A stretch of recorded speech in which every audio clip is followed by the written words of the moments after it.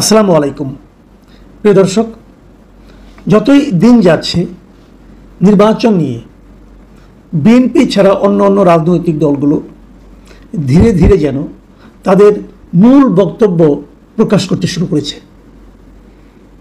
BNP নির্বাচন চায় এবং দ্রুত নির্বাচন চায়। তারা প্রথমে ডিসেম্বরে চেয়েছিল, পরে গত 13 জুন ডক্টর ইউনূসের সঙ্গে তারেক রহমানের বৈঠকের পর তাদের যৌথ ঘোষণায় ফেব্রুয়ারির কথাটা আকারে ইঙ্গিতে এসেছিল এবং তাতে বিএনপিকে ভীষণ খুশি এবং আনন্দিত বলে মনে হয়েছিল। এবং তখন আমি বলেছিলাম যে এত খুশি হওয়া আসলে এখনও খুশি হওয়ার মতো কিছু ঘটেনি, ঘটে যিনি সেটা ধীরে ধীরে প্রকাশিত হচ্ছে। সরকারের পক্ষ থেকে কিন্তু একবারের জন্য ফেব্রুয়ারিতে নির্বাচন হবে এমন নিশ্চয়তা দেওয়া হয়নি। তারপরেও বিএনপি একা একাই খুশি হয়েছিল। আজকে যে ঘটনাটা বলছি সেটা হলো জামাতে ইসলামের একটা স্পষ্ট বক্তব্য আছে পাওয়া গেল। জামাতে ইসলামের স্পষ্ট বক্তব্যটা হলো যে লালমনিরহাটে জামাতের আমির গিয়েছিলেন একটা প্রোগ্রাম করতে। আপনারা জানেন একদিন আগে লালমনিরহাটের পাটগ্রামে থানা ভাঙচুর হয়েছে মবের দ্বারা এবং এই পুরো কাজটার দায় যে পড়েছে বিএনপির উপর। যারা এই ভাঙচুরের সঙ্গে জড়িত তারা কোনোভাবে বিএনপির সঙ্গে জড়িত, যদিও বিএনপির যারা লোকজন তারা বলছেন এর সঙ্গে তারা জড়িত নয়, এর সঙ্গে জড়িত হচ্ছে ওখানকার পাথর ব্যবসায়ী, যারা পাথর উত্তোলন করে সেই সমস্ত ব্যবসায়ীরা। এটা নিয়ে পক্ষে বিপক্ষে অনেক কথাবার্তা হয়েছে, কিন্তু যত কিছু হোক না কেন, কে দায়ী না, এটা নিয়ে আপনি সারাদিন আলোচনা করতে পারেন। কিন্তু ঘটনাটা কি? ঘটনাটা হলো কিছু লোক থানা ঘেরাও করেছে এবং থানা ভাঙচুর করেছে, সেখানে পুলিশের সঙ্গে টিয়ার গ্যাস, লাঠি চার্জ করা ইত্যাদি হয়েছে এবং থানার মধ্যে ল্যাপটপ, কম্পিউটার এগুলি ভাঙাভাঙি হয়েছে। পাটগ্রামের পাশে হলো হাতিবান্ধা থানা। এই হাতিবান্ধা থানার পুলিশ ফোর্স যাতে নাকি পাটগ্রাম থানার এই ভাঙচুরে চলাকালীন পাটগ্রামে এসে এদেরকে হেল্প করতে না পারে, এই জন্য হাতিবান্ধা থানাকেও ঘেরাও করে রাখা হয়েছিল এবং তারও দায় যে চাপানো হয়েছে, অভিযোগটা উঠেছে বিএনপির উপর। কিন্তু বিএনপি যে খুব দুধে ধোয়া তুলসী পাতা তা কিন্তু মনে করার কোনো কারণ নাই। তো এরকম সময়ে ডক্টর শফিকুর রহমান জামাতের আমির, উনি লালমনিরহাটে গিয়েছেন। উনি যখন লালমনিরহাটে সাংবাদিকদের মুখোমুখি হন তখন সাংবাদিকরা ওনাকে জিজ্ঞাসা করেছেন যে নির্বাচনের ব্যাপারে উনি কী ভাবছেন। সেই সৈয়দপুর বিমানবন্দর থেকে বের হওয়ার সময় উনি যে কথাগুলি বলেন, উনি কিন্তু প্রথমেই পাটগ্রামের উদাহরণটা টেনে নিয়ে আসেন এবং উনি বলেন যে পাটগ্রামে কী হচ্ছে আপনারা দেখেছেন, এখানে যে মব অবস্থা বিরাজ করছে, এই পরিস্থিতিতে কিসের নির্বাচন? এই পরিস্থিতিতে, এমন পরিস্থিতিতে সুষ্ঠু নির্বাচন হওয়া সম্ভব নয়। তাহলে শফিকুর রহমান সাহেবের ভাষায় অথবা তার মূল যে বক্তব্য সেটা হলো নির্বাচন হতে হলে দেশে একটা সুশৃঙ্খল পরিস্থিতি থাকতে হবে, আইন শৃঙ্খলা পরিস্থিতি ভালো থাকতে হবে, মব থাকা চলবে না, এরকম আরও অনেক কথা। এখন মবটা চালাচ্ছে কারা? ঠিক আছে, আমি পাটগ্রামের কথা ধরে নিলাম, হাতিবান্ধার কথা ধরে নিলাম, এর পেছনে বিএনপির লোকজন দায়ী। পটিয়ার জন্য কে দায়ী? পটিয়াও তো মব হয়েছে, সেখানে মবের জন্য কে দায়ী? এবং পটিয়া এবং পাটগ্রাম পার্থক্য কিন্তু আছে।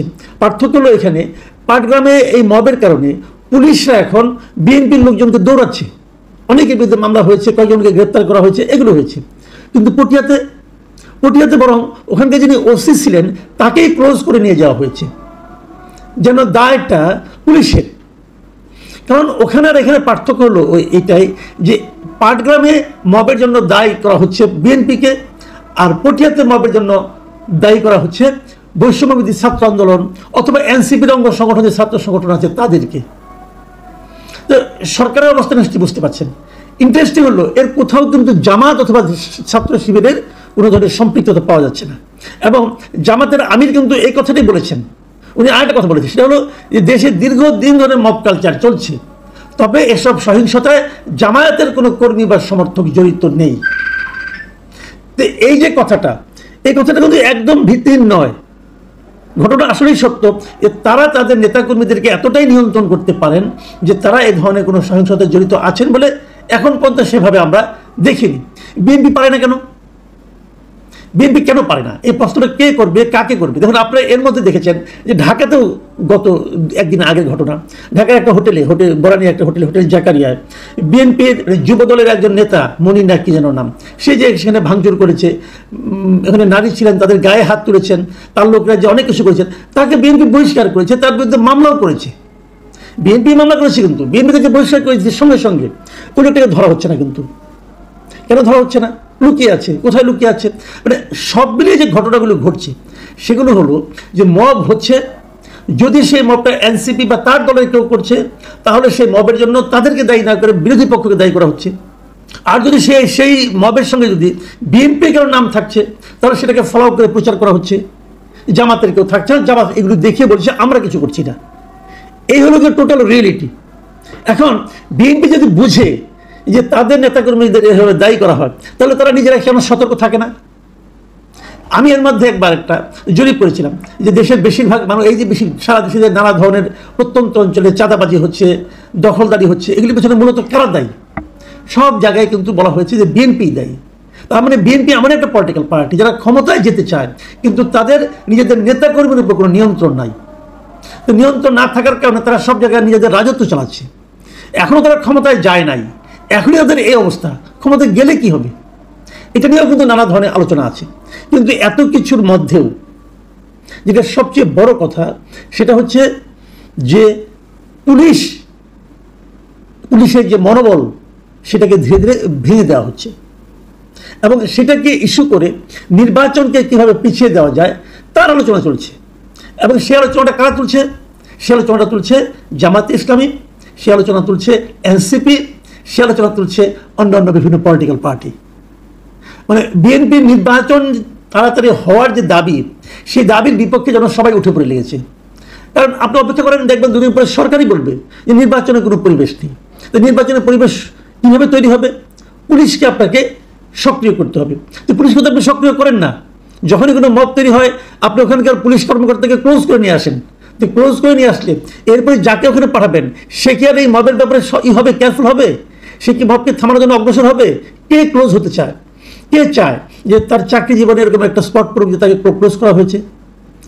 সব মিলিয়ে যে সিচুয়েশনটা সেটা হলো যে নির্বাচন যত বিলম্বিত করা যায় বিভিন্ন ছুতানাতায় তার এক ধরনের পায়তারা চলছে বিভিন্ন কর্নার থেকে। রাজনৈতিক দলগুলো, বিএনপি বাদে অন্যান্য যে দলগুলো আছে, জামাত অথবা এনসিপি অথবা ইসলাম নামধারী দলগুলো আছে, তারা যেমন নির্বাচনকে পেছাতে চায় তেমনি সরকারও পেছাতে চায়। সরকার মুখে উচ্চারণ করছে না, এরা করছে। দেখুন নির্বাচনের ব্যাপারে কী কথাটা বলেছেন জামাতের আমির। তিনি বলেছেন আগে নির্বাচনের পরিবেশ তৈরি করতে হবে, সেজন্যই আমরা সংস্কারের কথা বলেছি। মৌলিক সংস্কার ছাড়া ভালো নির্বাচন সম্ভব নয়। মানে আগে পরিবেশ তৈরি করতে হবে এবং এই জন্য সংস্কারের কথা বলেছেন। এই পর্যন্ত ঠিক আছে। তারপরে কি বলেছেন? মৌলিক সংস্কার ছাড়া ভালো নির্বাচন সম্ভব নয়। এখন এই মৌলিক সংস্কার কাকে বলে? মানে কি পর্যন্ত সংস্কার হলে সেটাকে মৌলিক সংস্কার বলা যাবে? এর কিন্তু কোনো ব্যাখ্যা নাই। যতটুকু সংস্কার হলো উনি বলেন না সংস্কার হয়েছে, এটা ভাষা সংস্কার হয়েছে, এটা তো মৌলিক সংস্কার হয় নাই। অতএব নির্বাচন পিছিয়ে দাও, যতদিন না হবে ততদিন আমরা অপেক্ষা করব। কেন? এখানে জনগণ কোথায়? জনগণ কি চায়? জনগণ কি তাহলে ভোট দিতে চায় না? আপনি বলবেন জনগণ ভোট দিলে সব সমস্যার সমাধান হবে? না, হবে না। ভোট দিলে সব সমস্যার সমাধান হবে না। কিন্তু আপনি যা চাচ্ছেন তার জন্য যদি আরো 10 বছর সময় লাগে, 5 বছর সময় লাগে, 3 বছর সময় লাগে, আপনি হয়তো মৌলিক সংস্কারের কোনো রূপরেখা তৈরি করতে পারছেন না।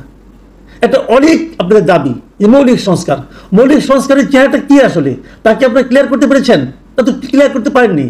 তো সে যে জিনিসটা আপনার নিজেরাই জানেন না কি করতে হবে, সেটা করে তারপরে নির্বাচনের পরিবেশ তৈরি হবে। কিভাবে হবে?